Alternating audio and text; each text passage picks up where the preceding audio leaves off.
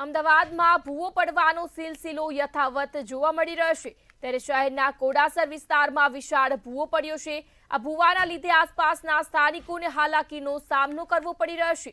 ભૂવાના લીધે એક તરફનો રસ્તો બંધ થઈ ચૂક્યો છે જ્યારે ગટર કનેક્શન લીક હોવાથી આ ભૂવો પડ્યો છે। આ સાથે જ જે બાદ કોર્પોરેશન દ્વારા ગટર સમારકામ કરવાનું પણ શરૂ કરવામાં આવ્યું છે। મંથર ગતિએ ચાલતું આ કામ પણ લોકો માટે માથાના દુખાવા સમાન બન્યું છે। અમદાવાદ મ્યુનિસિપલ કોર્પોરેશનની અંદર જે ભૂવા ના પડે એવું બને જ નહીં। 48 ફ્લોર છે અને 48 ફ્લોરની અંદર મેક્સિમમ જગ્યા પર ભૂવા પડતા હોય છે। 10 થી 15 દિવસ પહેલાં નાનો ભૂવો જ્યારે અહીંયા હતો સ્મૃતિ મંદિર ઘોડાસરમાં, પરંતુ ત્યારે એક વિશાળ ભૂવો છે તે અચાનક પડ્યો અને તેની પાછળનું કારણ છે કે જે ગટર લાઇન છે તે લીકેજ હોવાની વાત સામે આવી હતી। 15 દિવસ જેટલો સમય વીતી ચૂક્યો અને ત્યારબાદ આ જે ભૂવો છે તે પણ વિશાળ થઈ ચૂક્યો।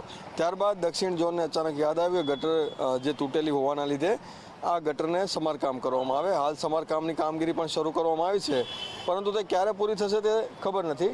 એક તરફનો આખો જે માર્ગ જે છે તે આ ભૂવાના લીધે બંધ થઈ ચૂક્યો છે અને બીજી તરફનો માર્ગ છે તે વન વે થઈ ચૂક્યો છે, એટલે ટ્રાફિક જામના દ્રશ્યો છે તે હંમેશા અહીં જોવા મળતા હોય છે અને સ્થાનિક લોકો છે તે પણ હેરાન ને પરેશાન થઈ રહ્યા છે।